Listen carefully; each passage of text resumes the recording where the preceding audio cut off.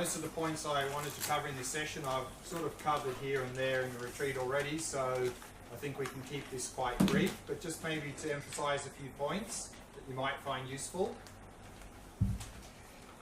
So first, some sort of more general advice. First one is to avoid expectations.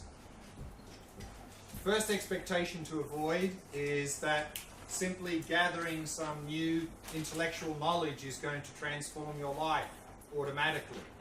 It won't. I know. So if you want these ideas to benefit you and be able to transform your life, you have to apply them by internalizing them in meditation and integrating them into daily life. Then they'll start to have some effect.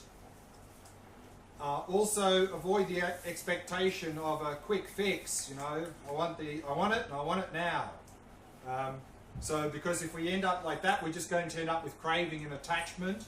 If we have craving and attachment for these things, that's going to block us, of course. So just drop that. Of course, we need to know what the goal is and how to get there, but then drop all expectations and work in the present moment as best you can, and then you'll make some progress. And of course, have a long-term perspective. Don't have a short-term perspective that, you know, my meditation this week has got to be as good as last week, should be better.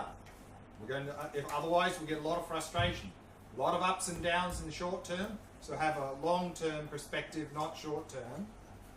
And remember, a good meditation is simply any meditation where we, to the best of our ability, try to follow the instructions no matter what happens.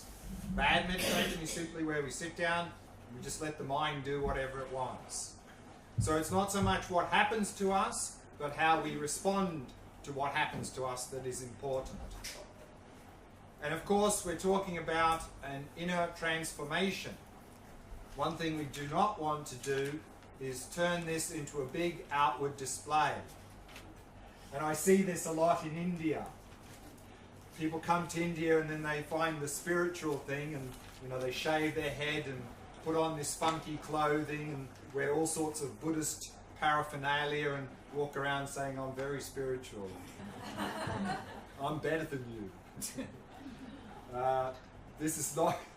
Then what's happened, of course, is that our ego has hijacked the spiritual path and we become a spiritual ego, and this is one of the worst. Because spiritual ego has this air of superiority, you know, I'm better, I'm spiritual, are you?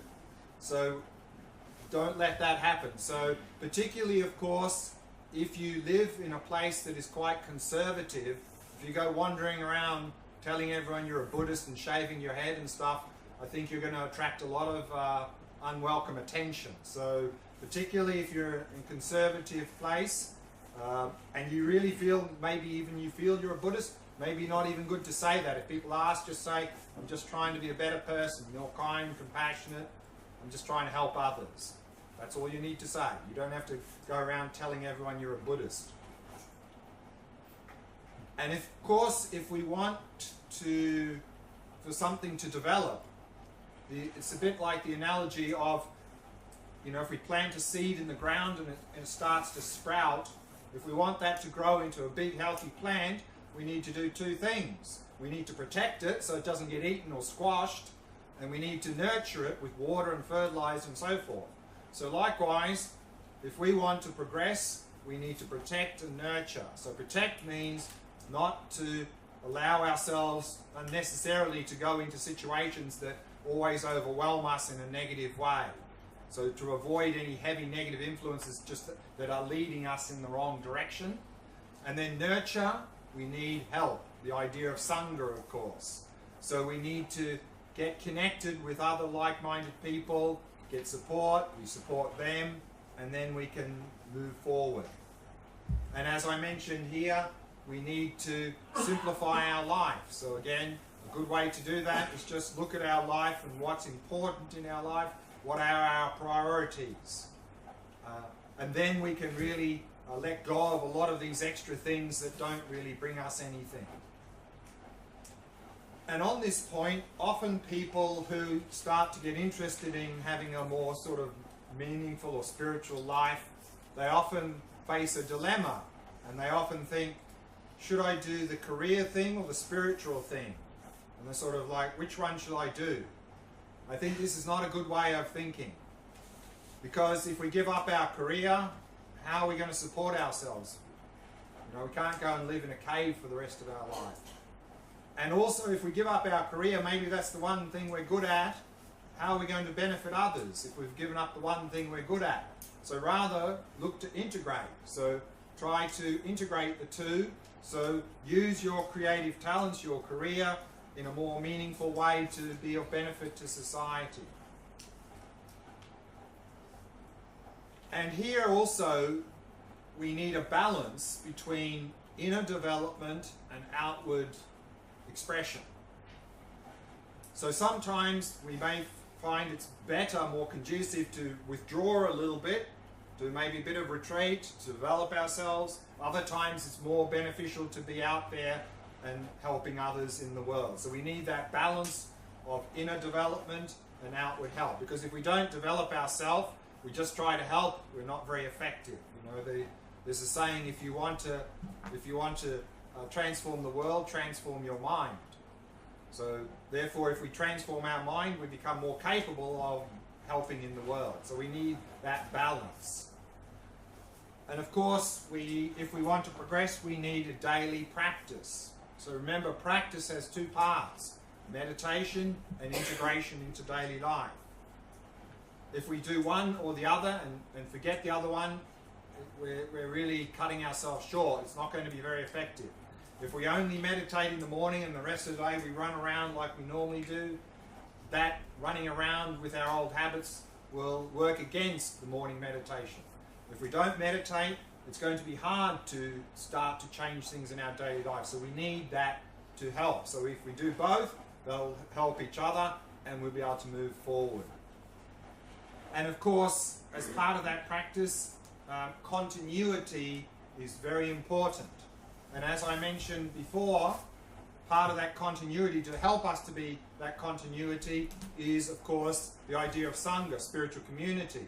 If we have this idea, I can do it by myself, I think you're going to find it very difficult, if not impossible.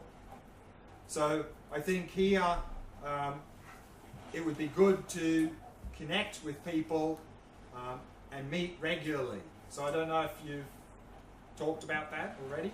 Yeah, so you've already, Laura has already talked about that, so very good. And one thing that I was suggesting there was it's good when you come together to have some sort of structure, because what I find is that sometimes people do come together, but it's a bit sort of random, haphazard, and then they sort of lose interest because there's no structure, there's no clear way forward, and then people just fall away and then it doesn't happen. So it's good to have some sort of structure. So I suggested that this retreat could be a good structure, that you could, each week or how often you meet, you could use one session. You could watch that session, do the meditation and have a little discussion. And then you're sort of systematically going through the whole retreat. So that would be a very good thing to do. So to have some sort of structure is going to be very helpful. And of course, we need to put effort in everything we do. But of course, sometimes when people think about effort, we get this idea we have to sort of grit our teeth and push our way through something. And so then often people turn their spiritual practice into some sort of hardship that they have to endure. If we see spiritual practice as a hardship that we have to endure, we've completely missed the point. Because this spiritual practice is going to bring us a lot of benefit. So if we see that it's going to bring us a lot of benefit, then it's not a hardship to endure. It may be difficult, but we'll be very enthusiastic to do it. So the word effort in Buddhism, it's often called joyous effort. And joyous effort in Buddhism is a mind that delights in doing good things. So if we are happy to do good things, no matter how difficult they are, they become easy. So it's very important to keep a joyful attitude in our practice. If we don't, I think we're not going to progress, we're just going to give up. So again, Shantideva says, no matter how difficult something seems, everything with practice becomes easy. So if we just reflect on the benefits, we'll make progress and we'll remain enthusiastic. And then as part of that, it's very helpful to, from time to time, to go to a retreat once or twice a year. Very good. It gives us a boost. And so I'll be coming to Israel here now as planned every year in February, March time. And so next March, 1st to 10th of March, we're going to be doing a 10-day shamatha retreat here. So that would be a good opportunity once a year to attend that. When we start, it's good to start with group retreat, because as a beginner, doing individual retreat, very difficult, because we're not very, we have to be self-motivating, and also we have to make up the structure, and it's very difficult. So you'll find it very difficult on your own. So it's good to start with some group retreat.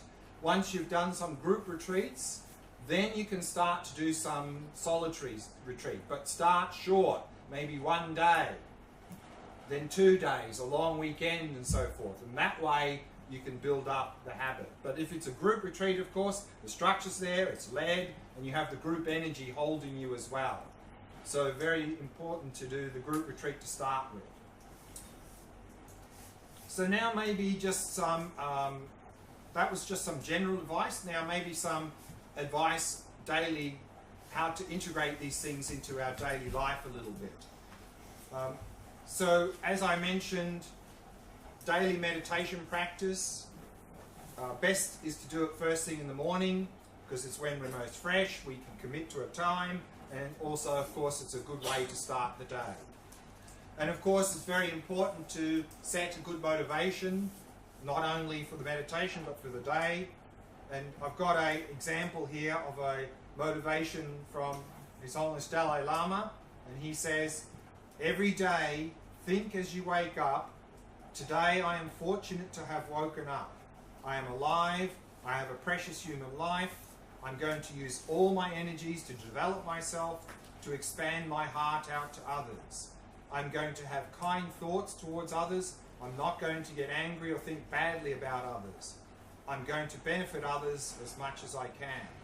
And the short version of that is, every day, think as you wake up, I'm going to benefit others as much as I can. So I think this is a very good motivation to start the day with.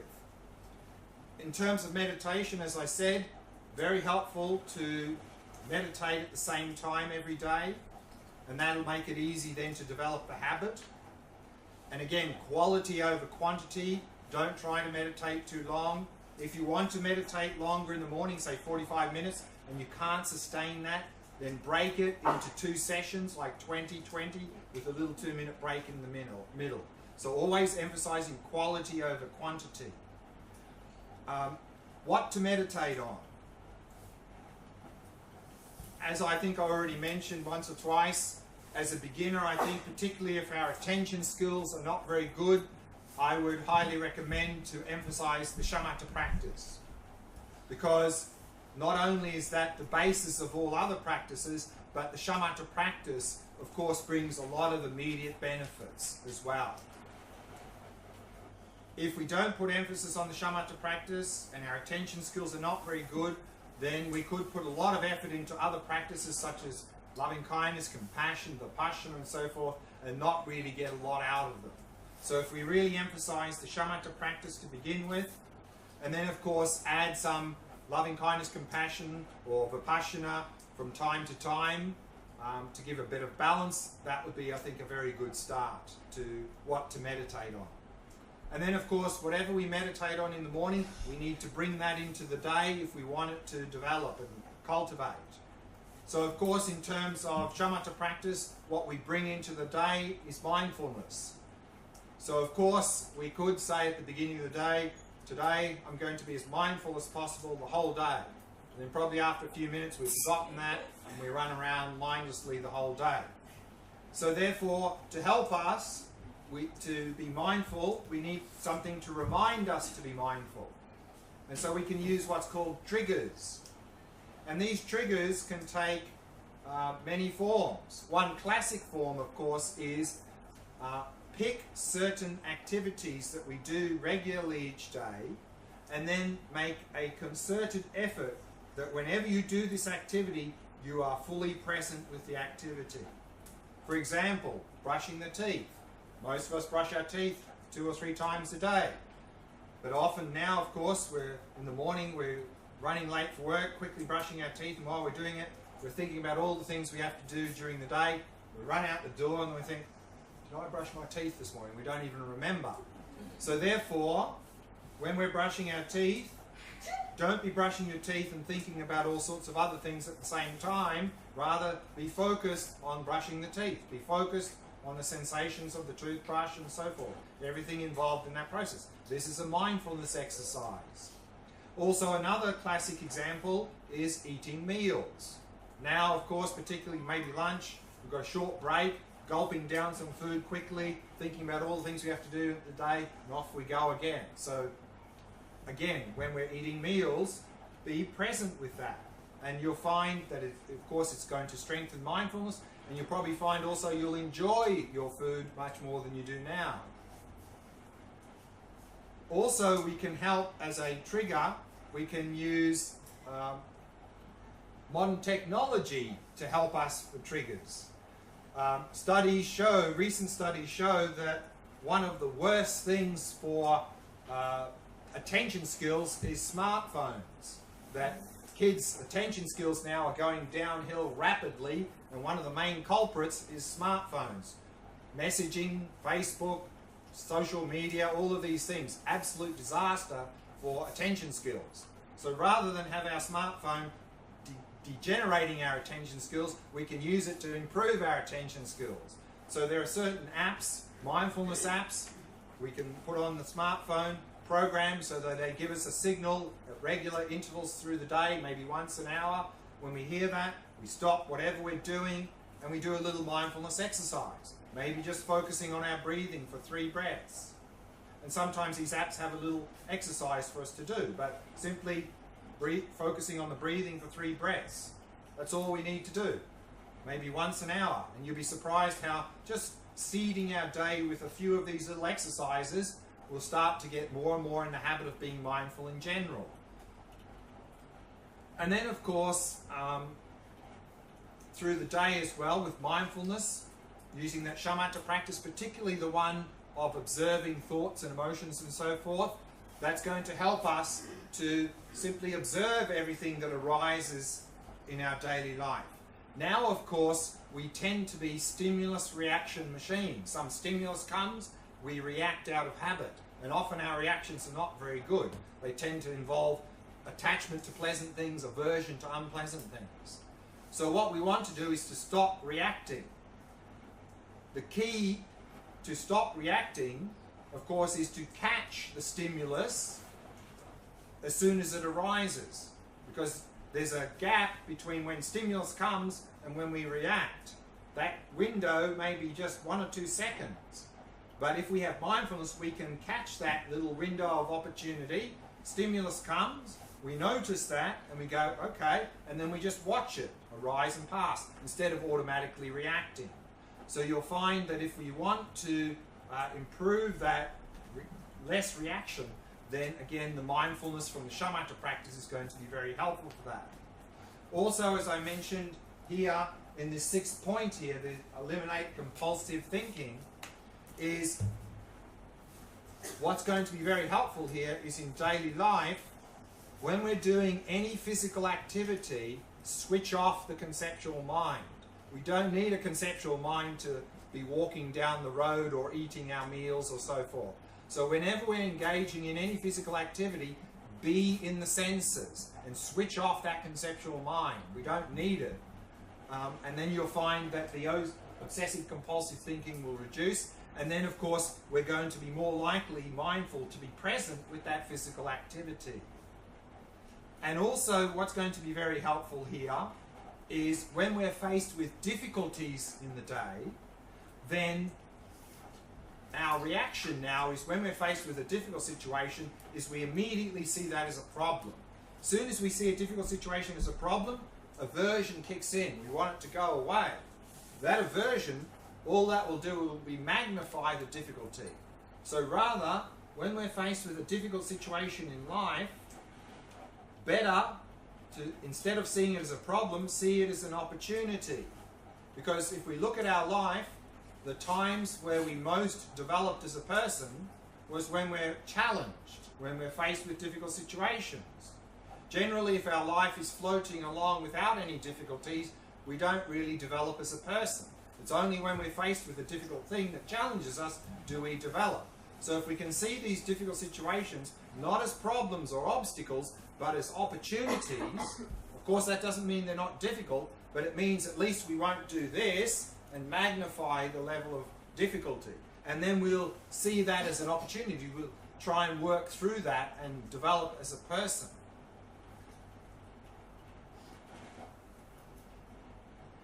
And then also we can end the day on a good note. So of course, if we have time and energy at the end of the day, fantastic to do another meditation at the end of the day. But maybe we are a little bit tired, maybe we have family commitments or other commitments, then I think there's two things we can do at the end of every day. And I think I've mentioned both of them already, but just to repeat, one thing we can do at the end of the day before we go to bed is review our day. How did our day go? And then think of 1, 2, or maybe 3 not so good things we did during the day, and then go through that process that we talked about, those 4 opponent powers. The regret, reaffirming positive direction in life, think of some sort of remedy, and make a strong determination not to do that again. So just pick 1 or 2, maybe 3 maximum, and go through that process. And that's going to help to purify our mind of those negative habits and weaken them. Likewise, go through the day, think of 1, 2, or maybe 3 good things we did during the day, and then rejoice in that and make a strong determination to continue that good behavior the next day. And that's going to strengthen our positive habits. So this little exercise, and keep it short, otherwise you won't do it, it's going to be very helpful for increasing positive habits, decreasing negative habits. And then the last thing we can do is, once we get into bed, lie down in the Shavasana posture, corpse posture, and then do a little mindfulness exercise. Just noticing sensations of the breath anywhere in the body, or noticing the rhythm of the breath, releasing any tension in the body, releasing any thoughts in the mind. So not only is this a mindfulness exercise, but often, of course, at the end of the day, we've had a busy day, mind is still maybe agitated, tension in the body, we try and sleep, not working too well. If we do this exercise, it's a mindfulness exercise, and at the same time we're releasing tension in the body, releasing all the thoughts in the mind, and then do that as long as you can maintain some alertness. That may only be a few minutes, maybe a bit longer. Once you start to get drowsy, then mentally note, my meditation is finished, and then move out of that posture into whatever posture you use for sleep.